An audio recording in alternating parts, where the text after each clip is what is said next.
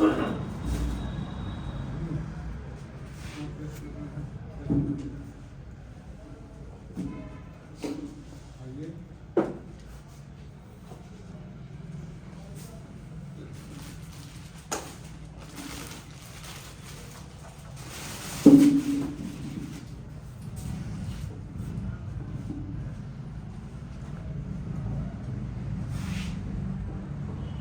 भाई कमला जी, आदरणीय गणेश पांडे जी, मिश्र जी, संचालक महोदय और सामने बैठे हुए सभी बेहद प्रिय आत्मीय मित्रों, परिजनों, कमला प्रसाद पांडे ने पिछले 10 दिन से मेरी नींद हराम कर रखी है। इन्होंने पहली बार बताया कि मैंने एक किताब लिखी है और जो गीता की व्याख्या और कबीर पर आधारित व्याख्या,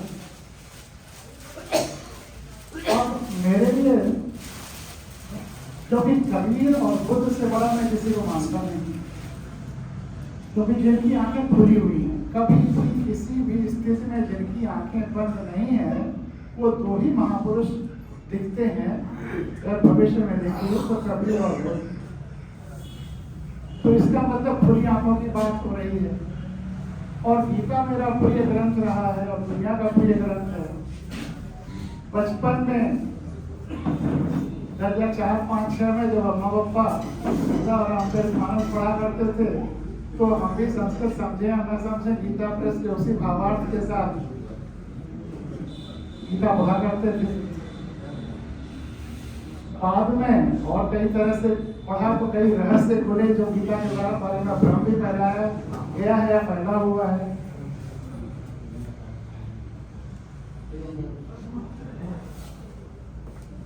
तो ऐसी श्रद्धा की पुस्तक गीता, जिसपे अपनी राय है, गीता के बारे में ये है कि ये हर परिस्थिति के लिए नहीं है। ये उन परिस्थितियों के लिए है जब युद्ध हो रहा, युद्ध के मैदान के लिए, प्रेम के लिए और राधा के साथ है, कृष्ण के लिए सूरदास है।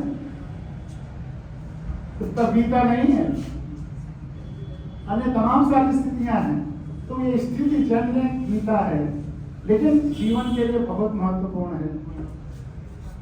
गीता के एक श्लोक के बारे में आपसे चर्चा करें, जिसका अर्थ का अनर्थ हर जगह हुआ है। और इसलिए जब कमला जी की किताब मेरे पास आई अभी 4-5 दिन पहले इन्होंने बता दिया कि मैंने ऐसी किताब लिखी और आपको आपके बस्ती में इस पर बोलना भी है और इसका लोकार्पण करना है। तो बोलने के लिए आज तक मैंने किसी किताब का लोकार्पण न किया है, न कराया है अपनी किसी किताब का, ये भी रिकॉर्ड है। और न किसी किताब पर समीक्षा लिखी है किसी की। लेकिन कबीर, गीता और पांडे जी की वजह से मैं लोकार्पण में भी आ गया और आपके सामने बोल भी रहा हूँ। मैं मानता हूँ कि किताबों का अपने रफ्तार से चलना चाहिए। समीक्षा भी लिखी है, समीक्षा वही कबीर एक्सेप्शन हो जाते हैं और वहां पे गया भी सहारनपुर उस पर बोलने के लिए। तो गीता का एक श्लोक जो बहुत ज्यादा मिसकोट किया जाता है, कर्मण्येवाधिकारस्ते मां फलेषु कदाचन। आप ज्यादातर कमेंट्रीज में लाइट को बंद करेंगे, पीछे वाला तो ज्यादातर कमेंट्रीज में इसका अर्थ गलत किया गया है। मैं पिछले 30-35 साल से बच्चों को जहां मौका मिलता है, सैटरडे को मेरा ऑफिस बंद रहता था, तो मैं स्कूल में बच्चों को पढ़ाने के लिए, बताने के लिए, समझाने के लिए, लाइफ के बारे में प्रश्नों का उत्तर देने के लिए जाता रहा पूरे हिंदुस्तान में जहां भी रहा। तो गीता के श्लोक का अर्थ जरूर पूछता था कि कर्मण्येवाधिकारस्ते मां फलेषु कदाचन का क्या अर्थ है। हर जगह एक ही उत्तर।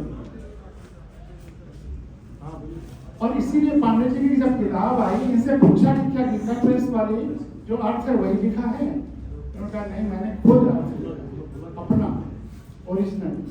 और उसको जब मैंने पढ़ा तो मुझे गदगद हो गया, क्योंकि ये वही है शब्द से जो गीता में कहा हुआ है, इसमें कोई मिलावट नहीं है।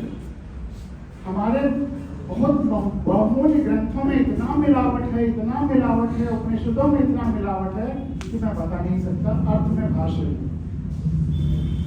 कर्मण्येवाधिकारस्ते मा फलेषु कदाचन, कर्म पर हमारा अधिकार हो,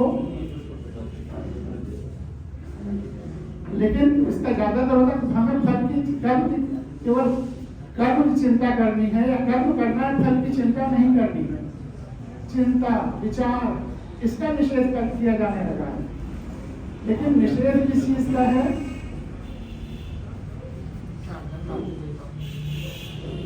यहाँ एक ही क्रिया इस्तेमाल हुई है, अधिकार। कर्मण्येवाधिकारस्ते, कर्म पर हमारा अधिकार होवे, वहाँ फलेषु कदाचन, फल पर कभी नहीं। क्या नहीं? अधिकार। फल पर हमारा अधिकार ना हो ही नहीं सकता। जो फल होता है वो हजारों लोगों के कर्मों का रिजल्टेंट होता है। हम सड़क पर जा रहे हैं, एक्सीडेंट अगर हो गया तो केवल हमारा कर्म नहीं है, हम कितना ही बचा के जा रहे हैं, किसी और के कर्म का फल वहां हो जाता है।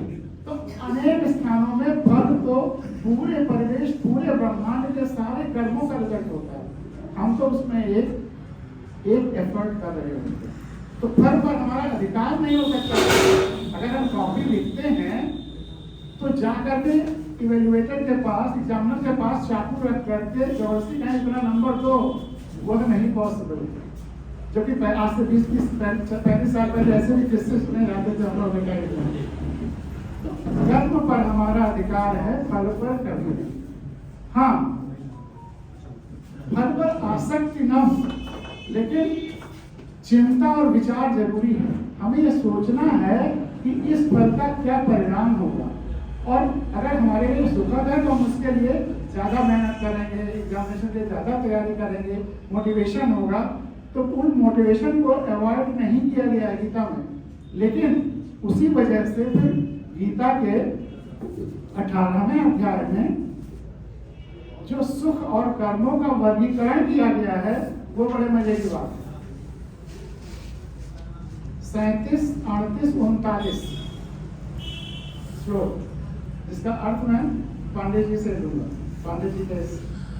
वहां कौन सा सुख या कौन सा कर्म अच्छा है जिसको करने में सुख है लेकिन जिसका फल दुखदायी है? वह तामस कर्म, तामस सुख है। यानी कि फल के आधार पर वर्गीकरण किया गया है। तो फल के चिंतन या विचार का निषेध कैसे हो सकता है गीता? इसके बारे में बहुत भ्रांतियां हैं। इस भ्रांति को अगर कोई गहराई से सोचे तभी वो निवारण होगा। इसी तरह से सत्कर्म करते समय या सत सुख, सात्विक सुख करते समय सुखदायी भी हो सकता है, सुखद भी हो सकता है, लेकिन फल हमेशा दीर्घकालीन सुखदायी होता है। वो सात्विक सुख है या सात्विक। इसी तरह से राजस तो मध्यम मार्गी दोनों तरह से होता है। तो बहुत सारी चीजें हैं गीता के बारे में भी जो लोगों की गलतफहमियां हैं। पांडे जी उन गलतफहमियों से बचे हैं और हमें बचाने की कोशिश कर रहे हैं। ये बहुत खुशी की बात है। एक और चीज है, और जिसको कि बहुत सारे लोग गलत समझ सकते हैं, कि तुम सबको छोड़ करके मेरे पास आ जाओ, मेरे शरण में आ जाओ। इस पे गलतफहमी हो सकती है कि कोई ऐसा क्यों कह रहा है कि सबको छोड़ कर मेरे शरण में आ जाओ।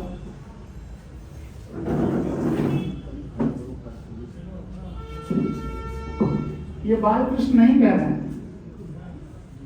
ये वो कृष्ण कह रहे हैं जब वो संपूर्णता से आत्मसात हो गए, संपूर्णता से पूरी तरह से जुड़ गए। और वहीं जब वो ये कह रहे हैं तो गीता के मैदान में ही अपना विराट स्वरूप दिखा रहे हैं कि अब मैं केवल ये शरीर नहीं हूं, यह शरीर तो उस विराट का एक अंग है, इसलिए मैं वो हूं। आपका यह हाथ आप ही है, इस हाथ का नाम कुछ और नहीं होगा। जो आपका नाम है वही आपके हाथ का नाम होगा। तो वह कृष्ण जो संपूर्ण ब्रह्मांड से, संपूर्णत्व से जुड़े हुए हैं, वो कह रहे हैं कि तुम सबको छोड़ के मुझसे मेरे पास आ जाओ, क्योंकि फिर तुम जब मेरे पास आ जाओगे तो तुम नहीं रहोगे। और हम तो अब हैं ही नहीं, हम तो संपूर्णता में खो ही गए हैं, कृष्ण नहीं है, अब हम संपूर्णता में हैं। और उसके लिए भी अगर कोई सबसे उपयुक्त सिचुएशन को बताने के लिए है तो कबीर है। कबीर का वो दोहा याद करिए, लाली मेरे लाल की जिद देखूं जिद लाल, और लाली देखन मैं चली मैं भी होगी लाल।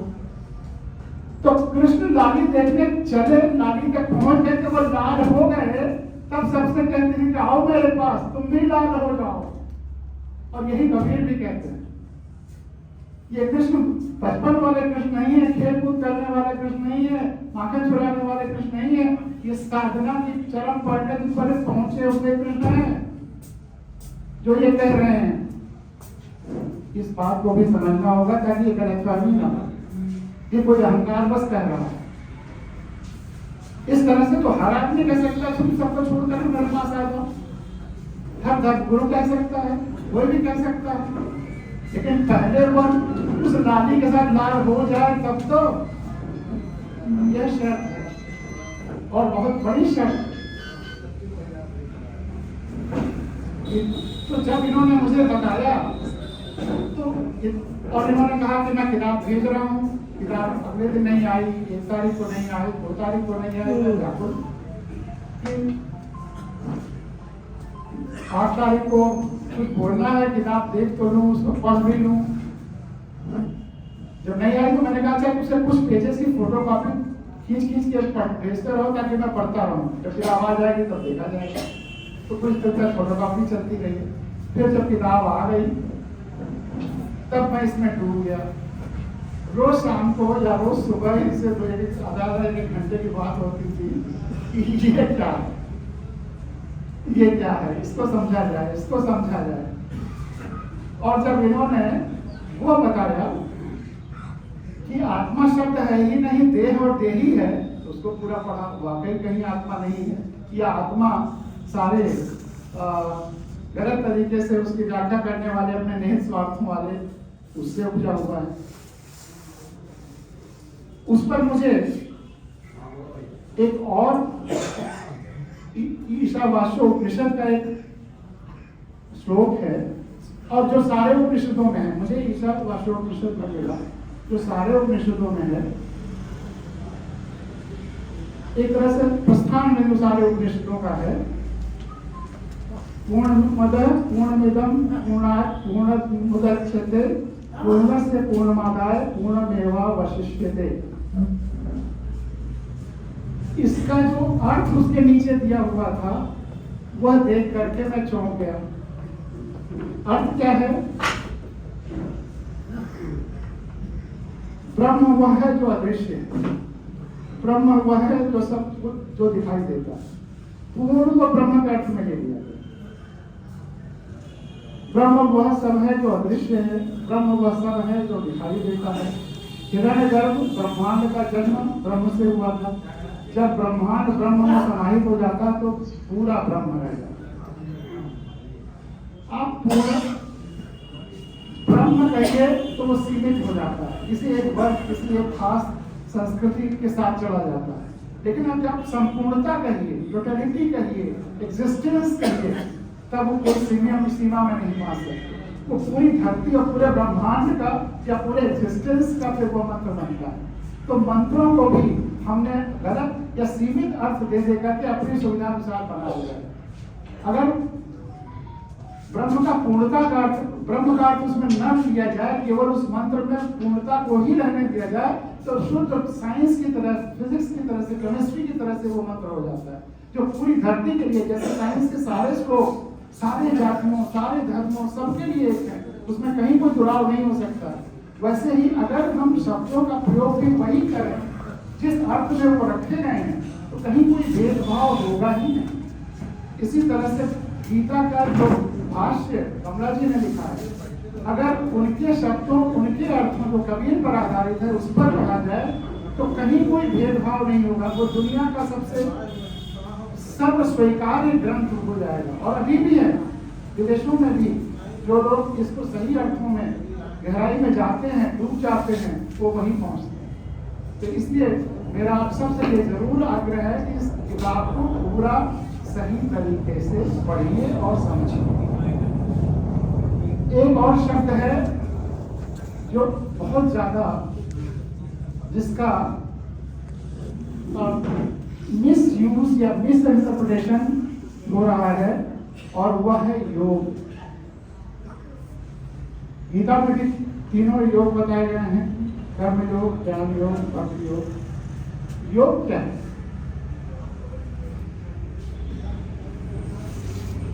आजकल तो स्थिति इतनी विचित्र हो गई है कि हम आसन व्यायाम को भी योग कहने लगे और हम योगा कहने। अभी हमारी पत्नी की तबीयत कुछ खराब थी, तो बेटी आई हुई है, तो उसने कहा कि आपको ये कुछ आसन व्यायाम वगैरह के लिए एक टीचर बुलाते हैं। उसको बुलाया, उन्होंने पढ़ाई लिखाई कहीं योग की थी। मैंने पूछा कि आपकी पढ़ाई लिखाई कहा? उसने कहा मैंने योगा पढ़ा है। तो मैंने कहा कि मैं तो योग जानता हूँ, ये योगा कहाँ से आ गया? तो कहा योग तो बड़ा शुरुआती दौर का था, ये जो अमेरिका में गया एडवांस हो गया तो योगा मॉडर्न फॉर्म हो गया।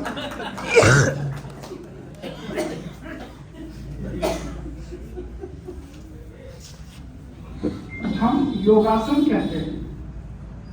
हम गीता को तो नहीं समझते हैं, पतंजलि को भी नहीं समझते।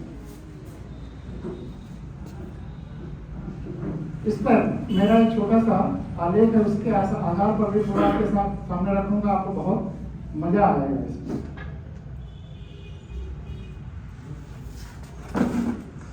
योग का एक, आप सबने बचपन में गणित पढ़ी होगी, 2 3 4 5 6 7 8। योग का क्या अर्थ था? जोड़ना। तो जोड़ना और जुड़ते चले जाना, यही योग है और कुछ नहीं है। इतना सरल, इतना सिंपल कि जोड़ना और जुड़ते चले जाना। जोड़ते चले जाइए, आप आगे बढ़ते चले जाएंगे। कहीं किसी गिनती पर रुकना नहीं है, न छोड़ना है। अगर हम बहुत आगे गिनती में जाना चाहें, अनंत तक पहुंचना चाहें और किसी एक गिनती कहें इसको